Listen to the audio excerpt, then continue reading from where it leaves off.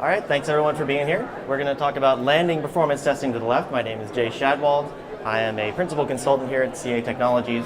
I specialize in continuous delivery in general, service virtualization in particular, and we're going to see how service virtualization is going to be able to help you in a performance testing type environment, moving that into the development side, right? Getting things further and further to the left, trying to test as early as possible, saving you on costs.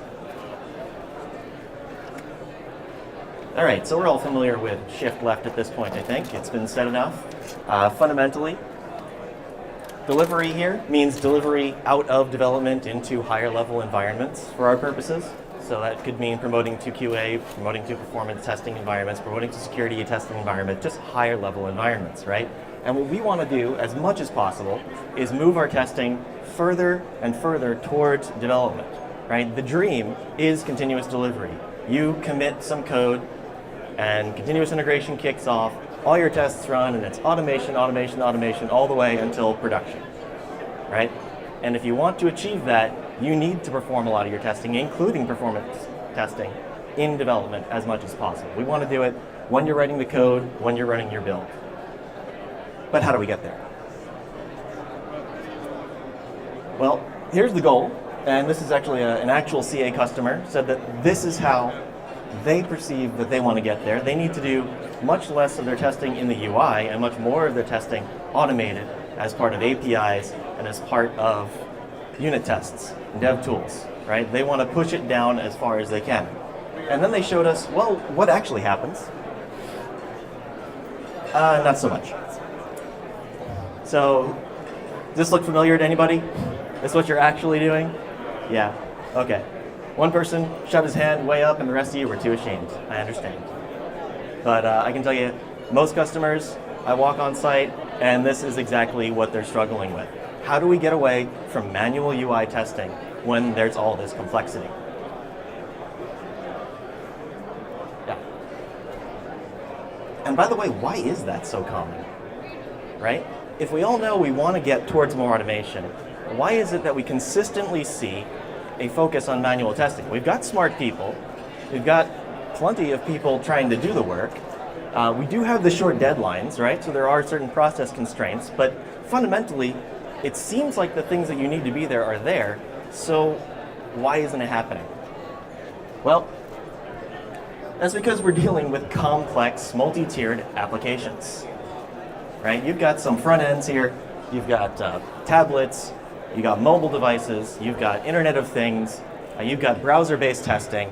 All of these call further downstream applications, further downstream web services, or MQ queues, or JMS queues, publish-subscribe type queues, right? You've got mainframes, you've got some ESBs still out there, systems of records, databases, and if any one of these pieces goes down, is unavailable, isn't ready yet, you can't test. Right? You can barely functional test, let alone performance test. How do we solve this problem? Because this problem will get us the ability to test earlier, right? If I can isolate the piece that I care about, the piece that I've changed, I could test earlier in my cycle. And just to elaborate the point, when we're performance testing, we need that whole environment, and what are we getting here? These little pink lines tell us that that's what we're driving, and that's where all of our performance results are coming from.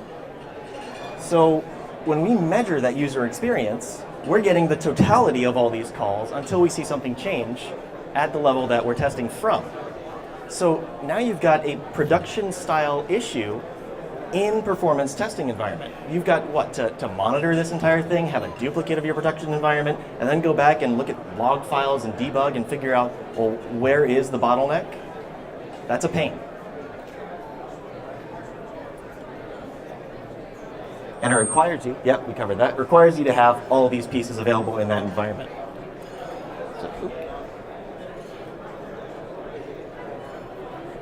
And ideally, what you would be measuring is how each of these pieces performs independently of everything else.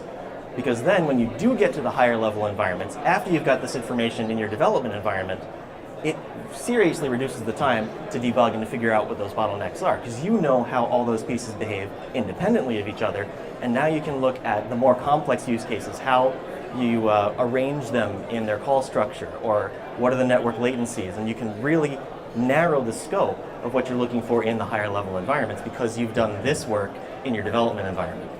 Okay? Yep, got that. Here's a real life example from a customer. More complex than our actual, and you can tell here that what are we doing? We're loading through this shipping company rating application. We're communicating over multiple different protocols. So here you've got HTTP, pretty standard stuff that you'll get with most of the freeware, right? But what about EJBs? What about CICS, mainframe type interfaces? How are you going to test those in lower level environments, right? Really complex scenario. This is where virtual services and service virtualization comes in. This is the answer to all of those problems that we've discussed up until this point.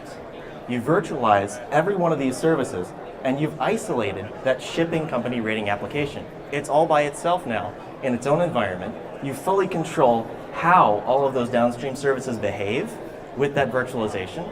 You've got the greater level of intelligence. It understands how the messages pass through the various systems, how the data works. It understands, and actually you can set how quickly those responses happen, right? Set all these to respond immediately, 0 time. Now you know just the performance of that piece of your application that you're trying to test, right? What about negative testing? You can send negative responses back through here from those systems. Who here wants to ask a mainframe team to, hey, could you just inject some bugs in there for me? Any other downstream team, are they gonna do that? You want to be the one asking some higher up, do you mind if we borrow some cycles, remove some features from this sprint, and just throw in some bugs for us? Not going to happen, right? But with service virtualization, you can do it yourself.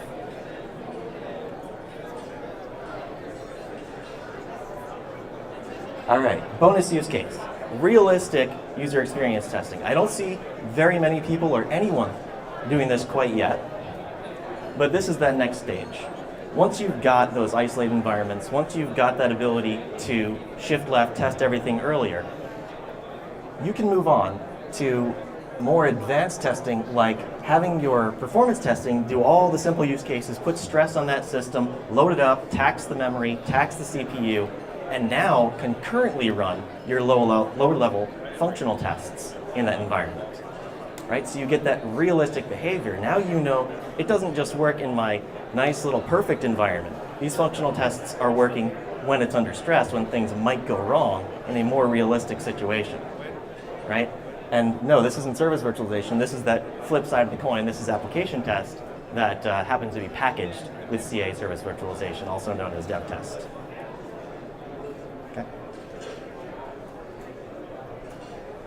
You can get our community edition, or you can view a demo, or both. Right after this talk, I will be at that third pod over there. Feel free to come talk to me or anyone else at our booth. Really happy to talk to you. You can download Service Virtualization Community Edition at this link right here, cainc.2 svcom.